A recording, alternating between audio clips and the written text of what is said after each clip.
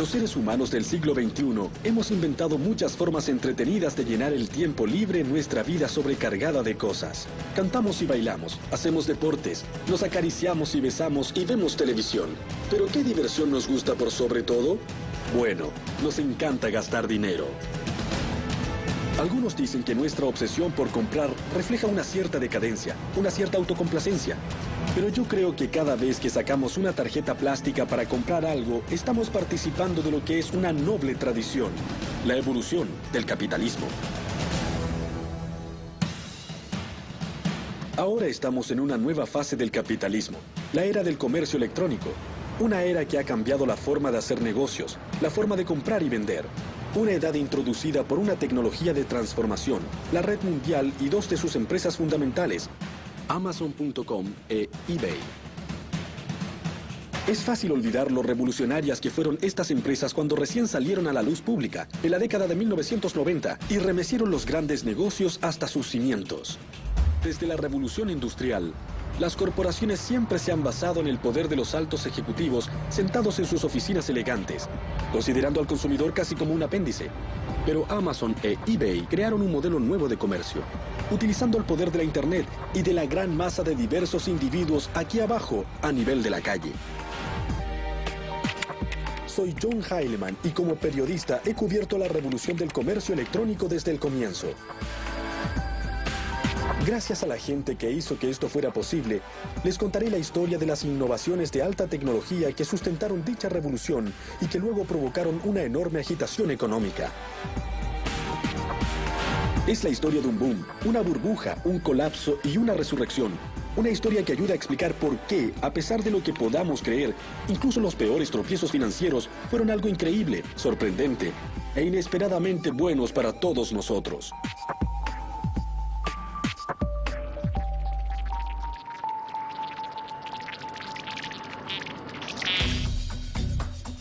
Es casi un cliché, pero si buscan la próxima gran invención de alta tecnología, el mejor lugar donde buscar es una cochera. ¡Ah, sí! La cochera. El lugar en que, según la tradición tecnológica, se incubaron las grandes compañías, Hewlett Packard, Apple. La lista es interminable. La cochera que nos interesa hoy es el lugar de nacimiento de Amazon.com. Está en los suburbios de Seattle y perteneció a un hombre llamado Jeff Bezos. Bezos comenzó en Wall Street en la década de 1990. Era un hombre muy analítico, maniático de la hoja de cálculo y con la llegada de la red comenzó a pensar en forma sistemática sobre sus cualidades únicas y los productos que serían ideales para vender. Hizo lista tras lista, pero en el tope de todas ellas siempre figuraban los libros. Hay millones de libros activos o imprimiéndose en todo el mundo y se podía crear algo en línea que jamás podría existir de otra manera. No hay forma de tener una librería con millones de títulos. Bezos comenzó con Amazon en el verano de 1995. Alrededor de la misma época, otro joven en Silicon Valley, Pierre Omidyar, también estaba pensando mucho en la red. Hoy Omidyar es un multimillonario, pero entonces era otro programador idealista de software, pero con una idea interesante, una idea que se convertiría en eBay. Al comienzo, Pierre Omidyar y Jeff Bezos tenían una cosa en común. Pensaban que la red era un lugar para hacer negocios y no solo para divertirse. Pero fuera de eso, Pierre era de Venus y Jeff era de Marte. No podían ser más diferentes.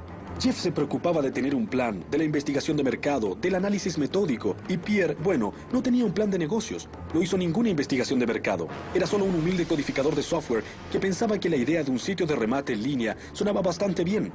Era una idea de la que podía ocuparse él solo, trabajando en su computadora. Pensé que tal vez se podía usar la red y utilizar el poder de esta tecnología para reunir a la gente en un lugar y crear un mercado, un mecanismo de mercado que fuera en realidad eficiente, donde la gente corriente pudiera competir a un mismo nivel con grandes jugadores. Eso fue lo que siempre pensé hacer con eBay. Omidyar creía que un sitio de remates en la red sería más justo y más accesible que cualquier mercado existente. De modo que decidió hacerlo por su cuenta en un largo fin de semana de septiembre de 1995. Me senté el fin de semana del día del trabajo en mi casa y comencé a escribir códigos. Y fue algo realmente simple. Se podía crear un artículo, se podía poner en una lista, se podía obtener una lista de todos los artículos creados y se podía hacer ofertas por un artículo. y estaba listo para partir. Al comienzo, cuando las visitas al sitio de Omidyar comenzaron lentamente, en verdad habían pocas cosas. Algunos artículos de computación, una gran cantidad de artículos dispares, ropa interior autografiada de celebridades, algunos juguetes, una fiambrería de superhéroe. Es decir, parecía que fuera el comienzo de una empresa impresionante con gran potencial, o solo una pila de basura de segunda mano. Si piensan que era esto último, bueno, es una razón más por la que ustedes no son millonarios, y Pierre Omidyar sí lo es. El éxito llegó casi de inmediato para Amazon e eBay.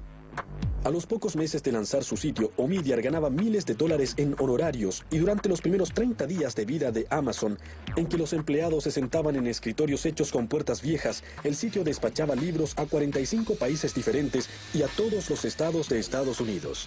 El plan de negocios que teníamos era para un crecimiento muy lento. De hecho, tuvimos que descartar ese plan de negocios para hacer uno nuevo, porque los primeros clientes se convirtieron muy rápidamente a ese tipo de servicio. Pensamos que a la gente le tomaría bastante tiempo cambiar su forma de pensar y decidirse a comprar en línea. La sede original de Amazon se encontraba en la parte más sórdida de Seattle. Apenas sí tenían algunas cosas, pero a pesar de la escasez manifiesta de sus oficinas, los primeros trabajadores de Amazon participaban del sueño de Bezos. Todos mis colegas estaban muy emocionados. En verdad pensaban que habían agarrado a un tigre por la cola. Y era algo que se podía sentir, no era como ir a un lugar de trabajo común y corriente. Todos sentían que lograrían hacer historia. El temprano éxito para Amazon e eBay no pasó inadvertido en Wall Street, donde ciertos analistas se sorprendieron al ver lo rápido que se extendía la red. Uno de los más prominentes fue Henry Blodgett, que se convirtió en uno de los rostros del boom y luego fue uno de los chivos expiatorios del desastre. De pronto la compañía comenzó a publicar cifras increíbles, trimestre tras trimestre. El desarrollo iba mucho más allá de lo que nadie nunca había mencionado. Era literalmente algo pasmoso de ver. Uno decía, ¿cómo puede crecer tan rápido? ¿Qué tan rápido fue? Piensen en esto. Después de la invención de la radio, pasaron 38 años antes de que hubiera 50 millones de usuarios. La televisión demoró 13 años, pero una vez que la Internet se abrió al público general, demoró solo 4 años en tener 50 millones de usuarios. Era realmente un crecimiento explosivo. ¿Pero qué es lo que lo impulsaba? Para contestar eso, debemos recurrir a la sabiduría. Debemos comprender la colisión de dos tecnologías y un par de leyes que las convirtieron en algo único en la historia de la humanidad. La primera fue el chip de silicona, que se rige de acuerdo a la llamada Ley de Moore, establecida hace más de 40 años por Gordon Moore, cofundador de Intel. La ley de Moore establece que la velocidad y potencia de los circuitos integrados, desde los microprocesadores a los chips de memoria, se duplica cada 18 meses. La primera reacción a ello podría ser, ¿y qué? Resulta que si se considera este proceso en el tiempo, se ve cuántas fases de duplicación se necesitan para alcanzar una cifra grande. No son muchas etapas. Por ejemplo, para ir de 1 a 1 millón, se necesitan 20 etapas. De modo que en pocas etapas se obtiene un gran crecimiento. Esta duplicación asombrosa proviene de la capacidad de los ingenieros para hacer transistores más y más pequeños. Por eso las computadoras han pasado, en un tiempo sumamente corto, de máquinas gigantescas que llenaban toda una habitación a laptops superpotentes. Las innovaciones que se han hecho en los transistores más pequeños pueden depender de la forma en que se graban los transistores sobre la superficie de silicona, hasta cuáles son los materiales que se utilizan para su fabricación. Lo que Moore comprendió cuando anunció su ley tiene que ver con los ingenieros. Lo primero que hacen con cada generación de chips más densos es utilizarlos para hacer chips aún más densos. En otras palabras, el proceso es autocatalítico, es decir, autoacelerador. Cuando Moore hizo esa declaración, fue casi una regla que los diseñadores de microprocesadores debían acatar. Se sentían obligados a suministrar cualquier mejora tecnológica necesaria para hacer los transistores lo bastante pequeños y duplicar su efecto. Pero la ley de Moore es solo la mitad de la historia detrás del milagro tecnológico de la red. La otra mitad es una regla conocida como la ley de Metcalfe, establecida por Robert Metcalfe, inventor del Ethernet. La ley de Metcalfe dice que cada nuevo nódulo, refiriéndose a algo como su computadora, que se agrega a la red no solo aumenta el valor de la red por +1, sino que la curva es mucho más profunda. Es la ley de la conectividad y así es como funciona. Si tenemos Dos usuarios, hay una conexión entre ellos. Pueden hablarse mutuamente. Agreguemos otro usuario. Si tenemos 3 usuarios, eso da 3 conexiones posibles. Si agregamos otro usuario, eso nos da 6 conexiones. Así que vemos un cierto crecimiento. Vamos un poco más adelante. Si tenemos 10 usuarios, de hecho hay 45 conexiones posibles entre parejas de usuarios. Como ven, el crecimiento es en realidad bastante alto. De hecho, si pasamos a 100 usuarios, resulta que hay casi 5.000 parejas de usuarios posibles que pueden comunicarse entre sí. Lo que esto en verdad significa para el crecimiento de la Internet es que la Internet adquiere velocidad a medida que avanza. Eso quiere decir que a medida que aumenta el número de usuarios, también aumenta la utilidad de la red y con el tiempo terminan siendo aún más imperioso que nuevos usuarios se unan a ella. A mediados de 1990, las leyes de Moore y Metcalfe funcionaban a la par, alimentando una espiral ascendentes. Computadoras más rápidas y potentes se conectaban cada vez más, haciendo que la red fuera exponencialmente más útil y también popular. Aunque la gente de Wall Street no tenía idea cómo funcionaba todo esto de la tecnología, podía ver que este asunto de la Internet realmente estaba despegando y se convertía en un auténtico medio de comunicación, lo que quería decir que había mucho dinero que ganar. Y cuando la ignorancia se une al entusiasmo desenfrenado y la codicia, bueno, ya saben lo que quiere decir. Quiere decir que una fantástica burbuja financiera está a la vuelta de la esquina.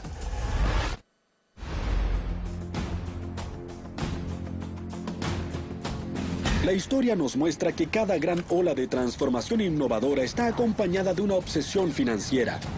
Un ejemplo fue el frenesí del ferrocarril que se apoderó de Estados Unidos e Inglaterra a mediados del siglo XIX. En esa misma época hubo una gran especulación en torno al telégrafo. 50 años antes hubo una acerca de los canales. 50 años después, el modelo T de Ford inició una burbuja automovilística. En cada ocasión, el patrón fue el mismo. Una innovación tecnológica hace surgir empresas de riesgo.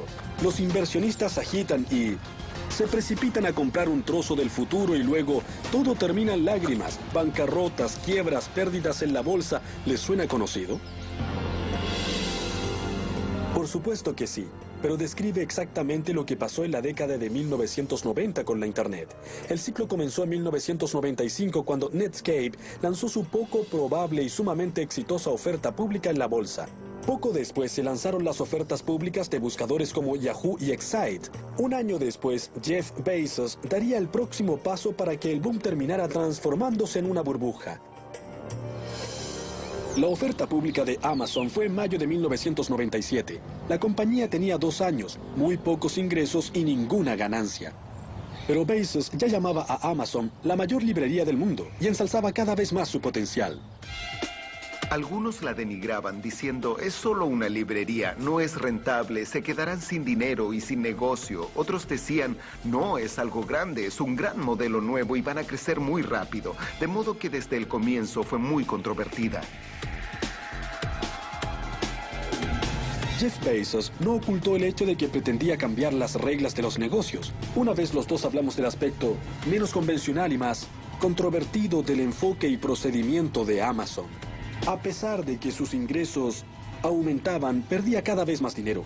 Bezos se inclinó hacia adelante en su escritorio y dijo, casi nadie lo sabe, pero por un momento en realidad fuimos rentables, pero fue solo por un trimestre, y no nos gusta admitirlo porque fue un accidente. Cada vez que Jeff tenía la oportunidad, bajaba los precios para tener un crecimiento mayor, a diferencia de muchos otros ejecutivos que mantienen los precios para tener más ganancias. A decir verdad, Bezos no decía que las ganancias no importaban o que Amazon podía seguir perdiendo dinero en forma indefinida. Lo que decía era que en el periodo formativo del desarrollo de la red, las ganancias podían y debían sacrificarse temporalmente a favor de un crecimiento rápido. La estrategia de Bezos se reducía a 3 simples palabras: crecer, mucho y rápido. Crecer rápidamente era muy importante para nosotros. Era una estrategia crítica y la razón era que sabíamos que podíamos ofrecerles a los clientes una experiencia mejor si teníamos un volumen mayor. Para crecer rápidamente era esencial que Amazon convenciera a sus clientes de confiarles su información personal más valiosa y el número de su tarjeta. Los consumidores acudían a Amazon gracias a su comercio electrónico confiable y seguro Y Bezos persuadió a Wall Street de que apoyara su estrategia de perder dinero pero crecer rápido. Pero el boom de la Internet del que Amazon formaba parte todavía era frágil. Progresaba a tropiezos. El público todavía no estaba seguro de que la red no fuera solo una moda, y compañías como eBay no ayudaban a despejar esa incertidumbre con compradores y vendedores comerciando objetos poco apetecibles. En el momento que creé eBay, no sabía que había tantos coleccionistas. Es decir, ni siquiera tenía idea. No soy un hombre de negocios, no hice una investigación de mercado. Al comienzo, cuando surgió eBay, había muchos gerentes de inversiones que nos llamaban y decían, vamos, son solo ventas menores. ¿Quién quiere pagar por cosas que no se pueden ver? Decíamos que la gente era básicamente buena, que solo hacía negocios entre sí. Era gracioso contar eso en Nueva York. Todos miraban y decían, ¿en serio? En la primavera de 1998, Pierre y sus inversionistas se dieron cuenta de que necesitaban al mando a alguien de primera categoría si querían que Wall Street tomara en serio a eBay. Encontraron a Mae Whitman, una graduada de Harvard que una vez se ocupó del mercado en Walt Disney y había sido una alta ejecutiva de la empresa de juguetes Hasbro. Tratamos de definir a la compañía en términos de artículos coleccionables porque el 98% eran productos de ese tipo. De hecho, el 8% de los artículos eran bebés Beanie. No era algo que dijéramos mucho. eBay programó el lanzamiento de su oferta pública en septiembre de 1998, en un momento en que toda la economía mundial estaba agitada debido a la crisis financiera de Rusia en ese verano. ¿Querría alguien comprar acciones de una empresa que muchos llamaban mercado de las pulgas? Nadie lo sabía. La incertidumbre aumentó cuando la mañana de la oferta pública los mercados abrieron e eBay ni siquiera se estaba cotizando. Esa mañana llegamos a Nasdaq para ver cómo se efectuaba la primera transacción y estuvimos esperando y esperando. Estaba ligeramente pesimista. Pensé, nada nunca ha funcionado bien para mí y esta será otra de esas situaciones. Pero la oferta pública no solo funcionó para eBay, sino que la empresa tuvo un resultado fantástico con una cotización que superaba las expectativas de todos. Ese primer día las acciones de eBay subieron muchísimo y al final del día la empresa valía más de $2.000 millones. La emisión era de $18 por acción y creo que terminó transándose a $50. Mi socio en esa época tomaba fotos de la pantalla de televisión de CNBC cada vez que el marcador cambiaba porque pensaba, mi vida ha cambiado para siempre, es fantástico.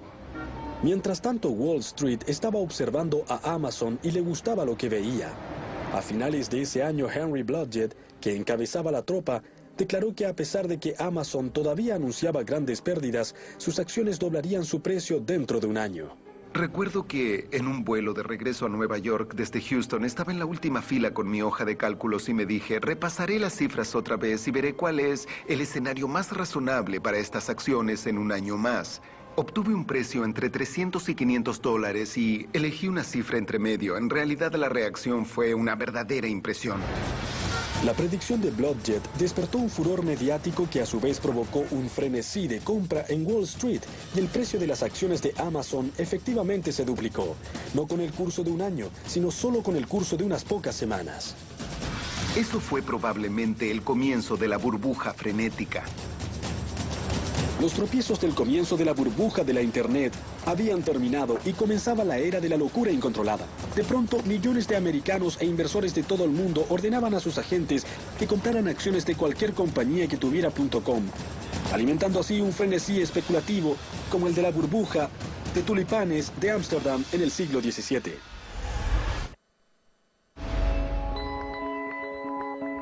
Las ofertas públicas de Amazon e eBay hicieron sumamente ricos a Jeff Bezos y Pierre Omidyar, al menos en el papel, pero también tuvieron un efecto aún mayor, los hicieron famosos.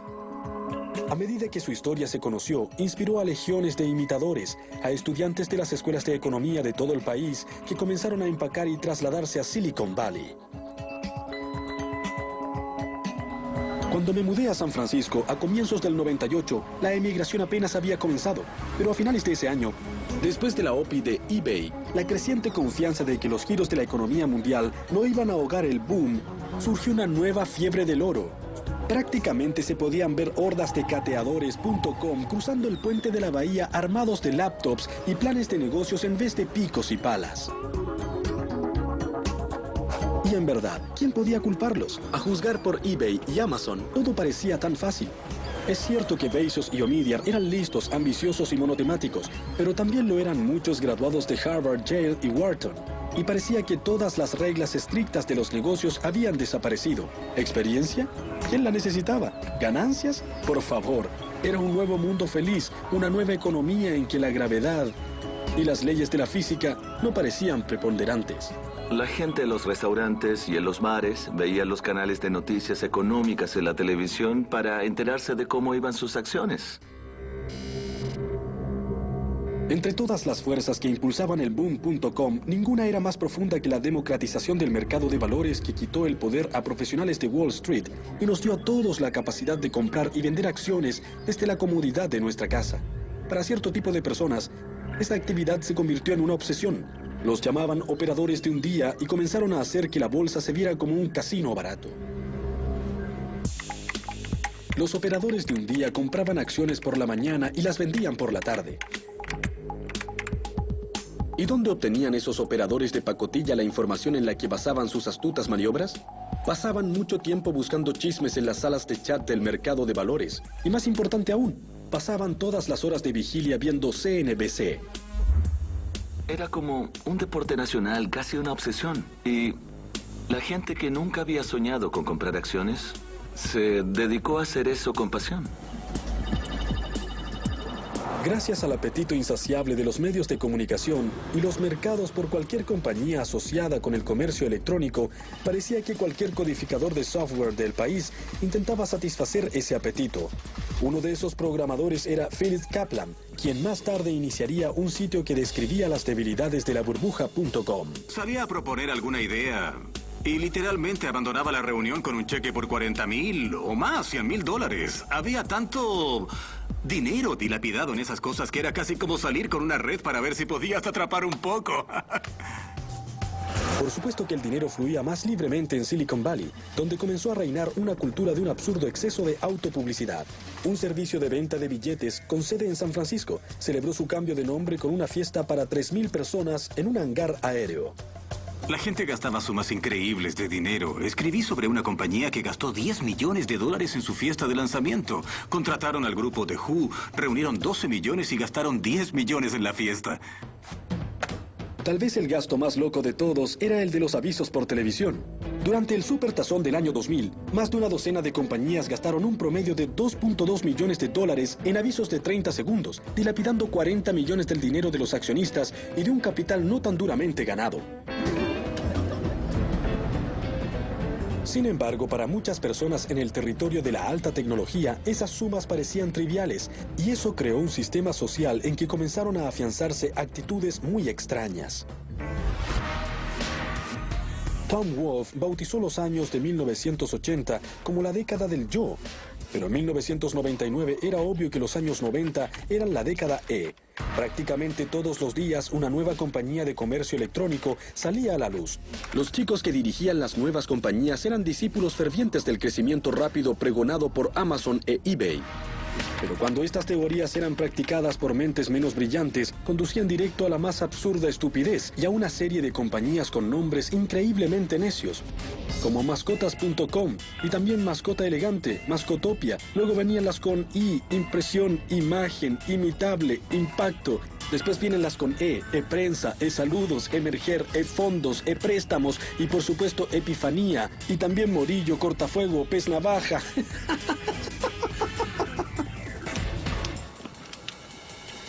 Pocas de estas compañías tenían una razón convincente para existir, y menos aún, una estrategia básica o alguna noción de economía. Fue una época muy cargada, llena de energía, diría que casi frenética, en que era demasiado fácil perder la perspectiva y parte del criterio.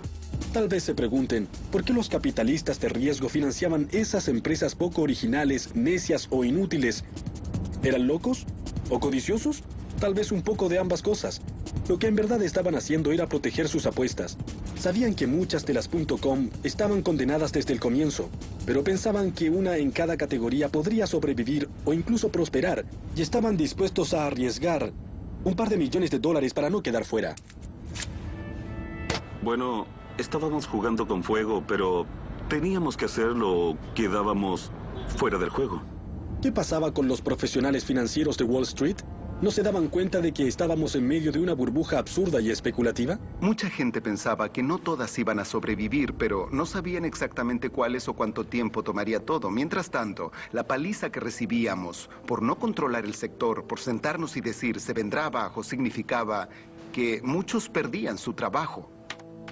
Blodgett sabía que muchas compañías de comercio electrónico eran poco sólidas, pero su argumento era que esa no era necesariamente una buena razón para no comprar sus acciones.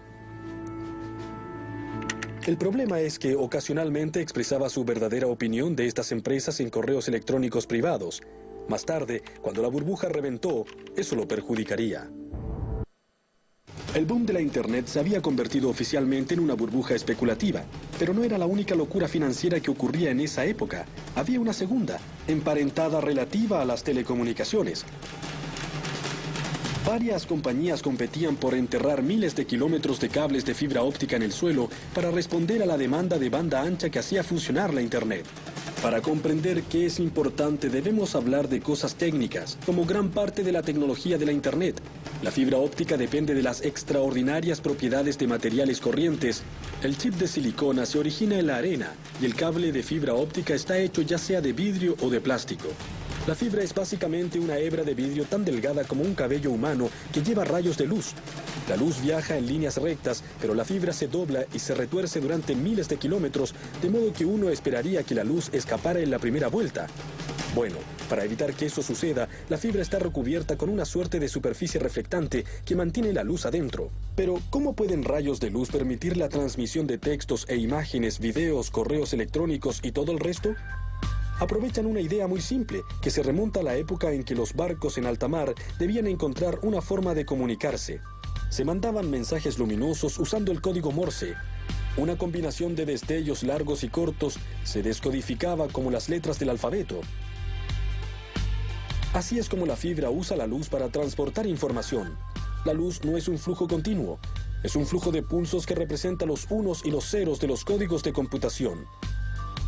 Pero mientras un operador de código Morse puede enviar máximo 1 o 2 destellos de luz por segundo, los cables de fibra óptica pueden llevar 10.000 millones de pulsos de información digital por segundo.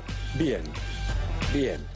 La pregunta que pueden hacerse es, ¿cómo logró la Internet hacer frente a esa explosión masiva de usuarios y de información? ¿Por qué simplemente no se detuvo? La respuesta se encuentra en una idea sumamente brillante, pero muy sencilla que todos conocemos, pero en un contexto diferente.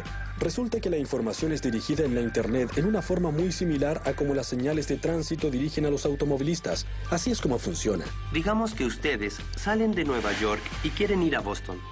Cuando todavía están lejos de Boston, ven señales en el camino que dicen: Boston, mantenga a su derecha.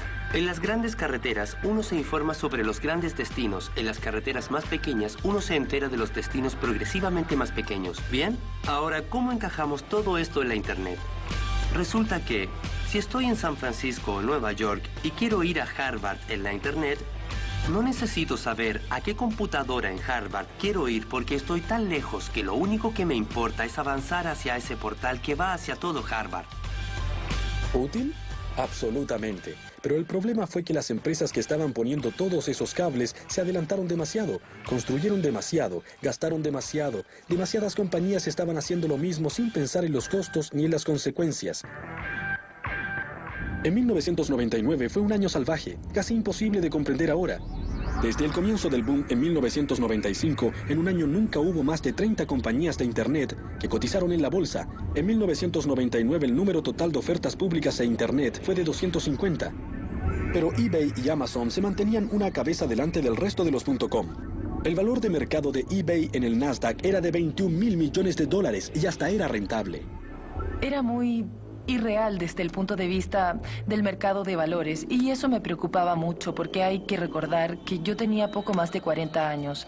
Llevaba en este negocio 20 años y sabía que eso no estaba bien. La época tenía un efecto embriagador y pensaba si el mercado no se adelantaba demasiado a lo que la compañía podía entregar. No había una base fundamental y eso me preocupaba.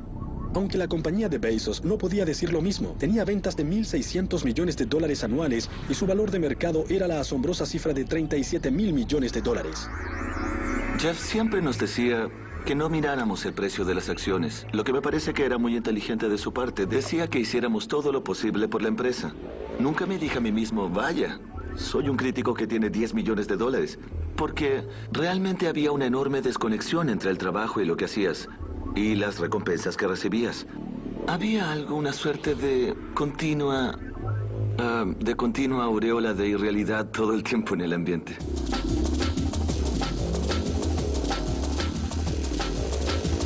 A medida que se acercaba el cambio de milenio, Jeff Bezos recibió un honor que en el pasado había sido otorgado a gente como Mahatma Gandhi, Martin Luther King y Adolfo Hitler. La revista Time lo nombró el personaje del año, la encarnación del comercio electrónico. Para Bezos era un honor, una señal que lo elevaba al panteón de las grandes figuras americanas de los negocios.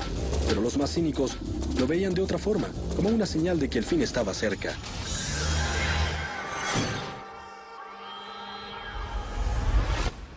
Puede que los epicentros de la burbuja de la Internet estuvieran en Silicon Valley y Wall Street, pero había un jugador fundamental que residía en Washington, D.C., el presidente de la Reserva Federal, Alan Greenspan. Aunque Alan Greenspan, que en una exuberancia irracional alimentaba la burbuja durante los años 90, hizo muy poco para tratar de desinflarla. Greenspan creía que la tecnología estaba creando una nueva economía, una en que las viejas reglas ya no eran aplicables. Pero después de ver el demencial aumento del mercado de valores en 1999 y ver señales de un peligroso recalentamiento de la economía en general, Greenspan decidió que había llegado la hora de enfriar las cosas. En febrero del año 2000 y luego en marzo, Greenspan aumentó la tasa de interés a su mayor nivel desde 1995, señalando que estaba realmente decidido a poner término a la burbuja.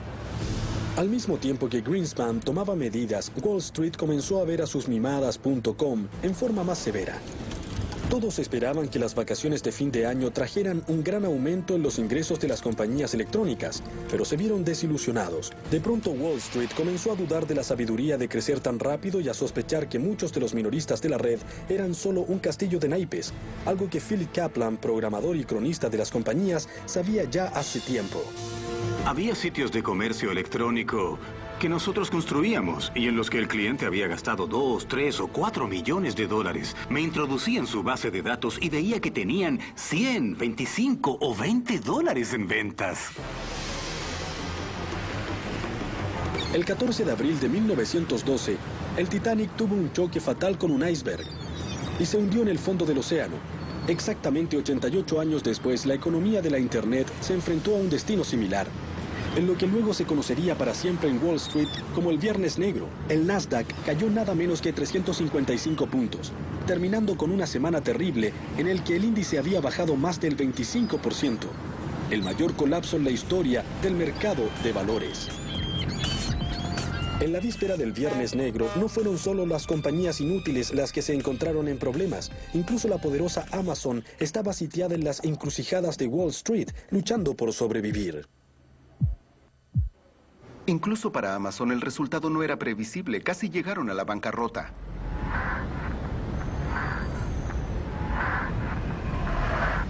A medida que las acciones de Amazon se venían abajo, también lo hizo la fortuna de papel de James Marcus. Ya no era el crítico de libros más rico del planeta. Estaba feliz de tener ese dinero, y si hubiera alguna forma de recuperarlo, lo haría en un segundo. En diciembre de 1999, Time había nombrado a Bezos el hombre del año. 6 meses después, Wall Street se preguntaba si Amazon no iba a la bancarrota. Un informe de Lehman Brothers hizo que las acciones de la compañía bajaran 19% en un solo día. Yo estuve con Bezos al día siguiente, en una conferencia en Aspen, Colorado, y vi cómo defendía rotundamente a su compañía en una serie de entrevistas. Fue el punto más bajo de su carrera, y la pregunta era si su actitud era una señal de valentía y de visión futura, o era una actitud de negación. A comienzos de 2001, Bezos despidió 1.300 empleados en los que pareció ser un giro trágico para una empresa que hasta hace poco había representado lo que era mejor en el comercio electrónico. Una decisión así es muy dolorosa para todos en Amazon.com, muy angustiante a nivel personal, y claramente es la decisión correcta. 18 meses después del Viernes Negro, llegó el 11 de septiembre, que finalizó en forma definitiva el largo boom que había animado la economía americana y mundial en la década de 1990. Desde su punto de vista más alto, Sobre los 5.000, el Nasdaq había perdido más de 2/3 de su valor. Incluso los gigantes de alta tecnología como Intel y Sun Microsystems quedaron heridos junto a muchos jóvenes genios del .com. Webvan, adiós. Excited Home, adiós. Glow.com, Pets.com, Boo.com, adiós, adiós, adiós. En una cita famosa, Elizabeth Kubler-Ross dijo que frente a la muerte hay 5 etapas de duelo: negación, ira, negociación, depresión y aceptación. Pero cuando se trata de la muerte de burbujas del mercado de valores, hay una etapa adicional que viene antes de la aceptación: la recriminación. Los deudos se sienten estafados por el muerto y buscan a alguien a quien culpar. Y en este caso fue Wall Street. En defensa de los indignados accionistas, el entonces fiscal general de Nueva York y actual gobernador Eliot Spitzer lanzó una cruzada para reformar las ofertas públicas y castigar a los supuestos villanos. Su objetivo más famoso fue Martha Stewart, pero en segundo lugar estaba nuestro viejo amigo, Henry Blodgett. Claro que estaban furiosos, perdieron mucho dinero. Usando como evidencia los correos electrónicos que envió Blodgett, la Securities and Exchange Commission, o SEC, acusó a Blodgett de fraude. Blodgett llegó a un acuerdo sin admitir ni negar las acusaciones y fue exiliado de por vida del mercado de valores. No puedo entrar en detalles acerca de los correos, pero desde una perspectiva más amplia, yo me entusiasmé con el impulso de la ola de Internet. Tuve mucha suerte respecto al momento en que estuve allí. La verdad, fui muy optimista respecto a las compañías correctas en su momento y vi un beneficio tremendo con el boom. Y creo que probablemente más que ningún otro analista sentí la caída como un choque a toda velocidad contra las rocas. 5 años después, la amargura que dejó la burbuja.com se ha calmado. La aceptación ha funcionado. Pero si la mayoría mira en retrospectiva, le parece que fue un momento de demencia temporal, en que mucha gente fue despojada por un grupo de estafadores digitales. En resumen, fue algo muy malo. Pero también hay otra corriente de opinión, una que tiene mayor perspectiva histórica y lógica económica, una que ve ciertas virtudes en la burbuja y el alto precio que pagamos por el progreso. La gran quiebra de los .com en el año 2000 y 2001 fue en verdad notoria por donde se mire. Unos 35.000 millones de dólares de riqueza en papel se evaporaron en un año. Pero no ha sido un suceso único. Cuando reventó la burbuja de los ferrocarriles, las acciones perdieron el 85% de su valor y el colapso de las burbujas del automóvil, los canales y el telégrafo también causó pánico y recesión. Pero de esas burbujas surgieron las comunicaciones masivas y la red de ferrocarril que son vitales para nuestra vida diaria. Lo mismo ha sucedido con el comercio electrónico. Puede que hayan desaparecido incontables.com, pero unas pocas compañías no solo sobrevivieron, sino que se convirtieron en gigantes sumamente rentables. Se podría decir que Amazon e eBay son la Ford y la General Motors de la economía de la red. Lo que hicieron Amazon e eBay fue fundamentalmente diferente y lo hicieron temprano, en forma agresiva y sumamente bien, reconociendo que la experiencia del cliente es algo fundamental y por eso todavía existen hoy entre nuestras corporaciones multinacionales globales. La lección tanto de eBay como de Amazon es que la mayoría de las compañías de comercio electrónico exitosas hicieron algo más que usar la red para vender cosas. Comprendieron que hay que usarla para darle poder a la gente común y corriente en una forma totalmente diferente al antiguo sistema de arriba hacia abajo, unidimensional, que denominaba los negocios antes de la economía de la red. En eBay, todo se centra en darle poder a la gente corriente, para que use las herramientas en la forma que le parezca. Hay que retroceder, alejarse y dejar a la gente que haga las cosas a su gusto. Aunque los detalles son diferentes, el enfoque de Amazon sobre otorgarle poder a sus clientes es similar, aunque eso en ocasiones moleste a sus proveedores. Piensen, por ejemplo, en la política de Amazon de dejar que sus clientes agreguen críticas sin censurar a los libros que ofrece el sitio. Una vez oí a Bezos hablar sobre las quejas que recibía de las casas editoriales. ¿Y si la gente pone los libros por los suelos?, le dijeron a Bezos. Eso sería malo para los negocios. Se equivocan, les dijo Bezos a las editoriales. Ustedes están en el negocio de vender libros. El nuestro es satisfacer a los clientes. Lo más importante para mí respecto a lo que la gente puede decir sobre Amazon.com unos 50 o 100 años en el futuro, lo que me gustaría escuchar es que establecimos un nuevo estándar en el servicio al cliente. Lo que hizo que el superviviente sobreviviera es, primero, una profunda comprensión y un enfoque incesante en sus clientes.